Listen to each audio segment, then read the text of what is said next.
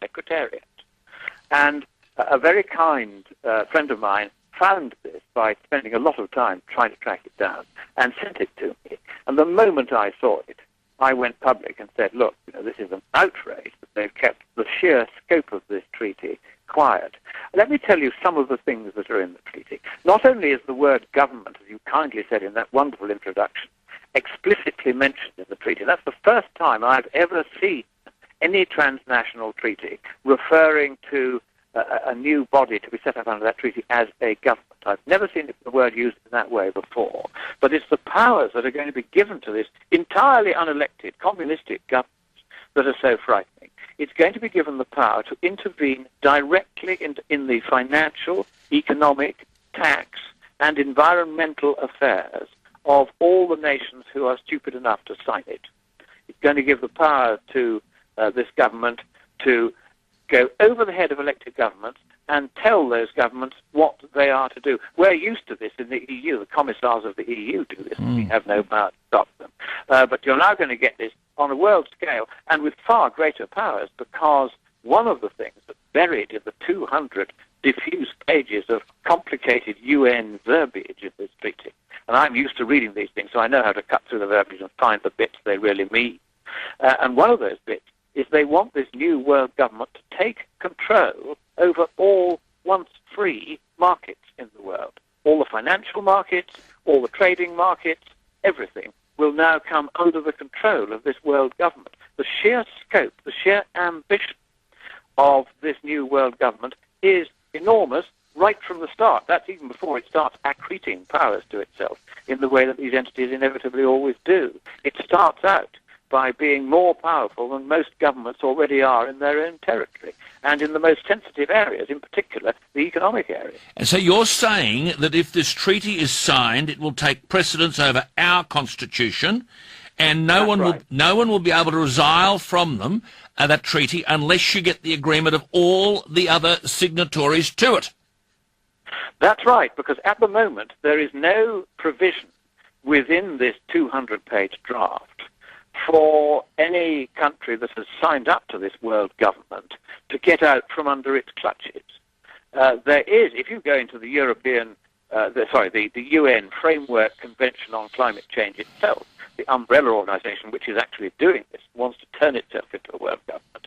Under that convention, countries can leave. There's a thing written in saying, if you've had enough of this nonsense, you can leave.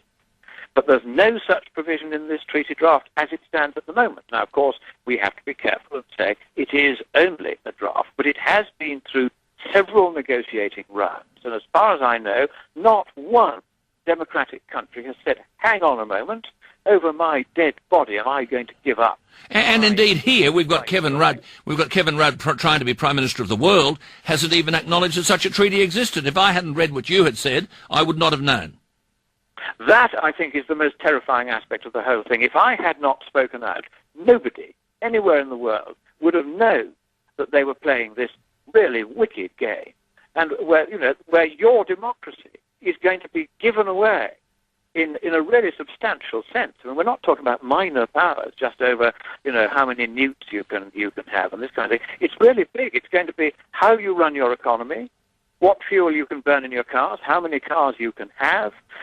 It's going to be complete control over world markets in just the same way that the Communist Party used to exercise control over all the markets in the Soviet territory. We're turning the whole world into a Soviet system. And you said in this speech, to the Americans, if it's signed, if Mr. Rudd were to sign it, it will, quote, sign your freedom, your democracy and your prosperity away forever, and neither you nor any subsequent government that you may elect would have any power whatsoever to take it back again. This is serious stuff. It's very serious stuff. And I'll tell you why this is. Because international treaties, by their very character, are above the mere constitutions of the nations that sign them. And so what happens is that these treaties stand alongside your constitution, but the terms of the treaty take precedence over your own constitution. That's the whole point of treaties. You can't sign a treaty and then say, ha-ha, I didn't mean it. My constitution says I can get out of it. There'd be no point in treaties if you could do that.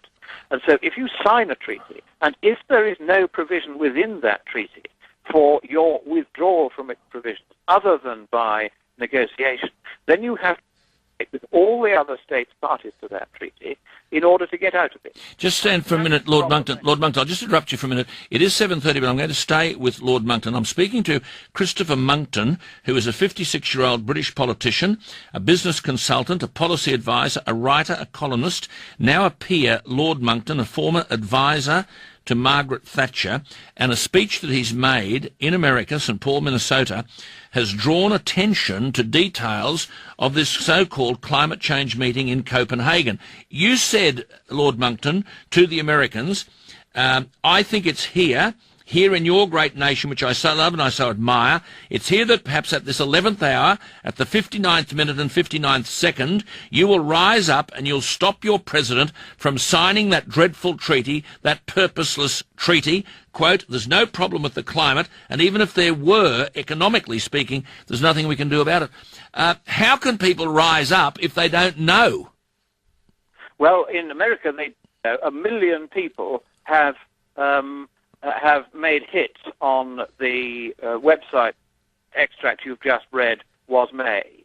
And so they are now rising up. I'm now going to speak at 1 or 2 tea parties. I'm going to be on the major national television show, Glenn Beck, for an hour on Friday next week.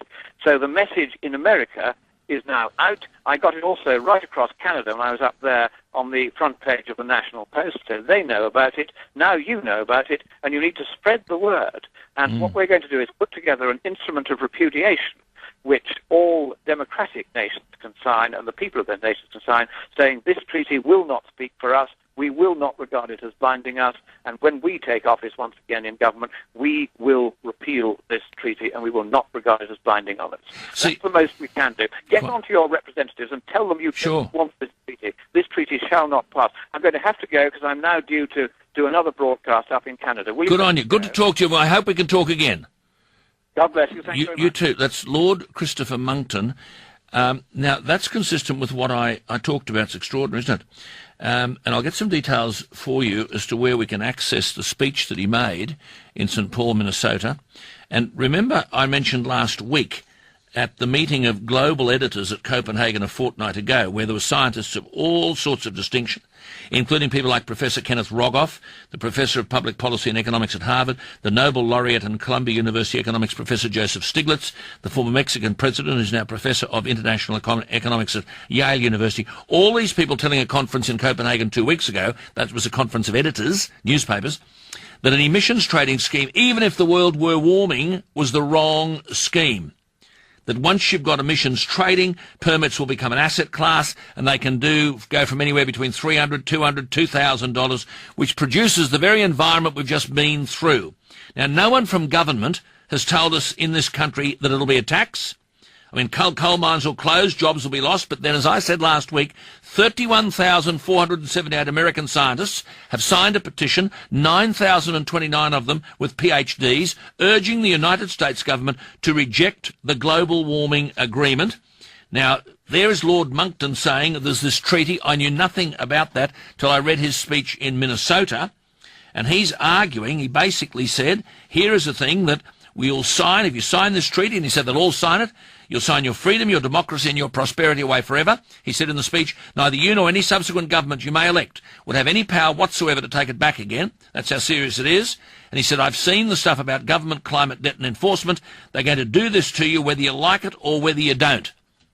And he said to the Americans, and you heard he's going to another interview there now, I think it's here in your great nation, which I so love, he said to Americans, and so admire, it's here that perhaps at this 11th hour, at the 59th minute and 59th second, you'll rise up and you'll stop your president from signing that dreadful treaty, that purposeless treaty. Now, Peter Harcher, writing at the weekend, said the last time Kevin Rudd had anything to say on what before the election was the great moral and economic challenge of our time, the last time he spoke about it was the 16th of April. Now, basically, by denying the public information and the truth about all of this, the Prime Minister is himself betraying the well-being and future of this country.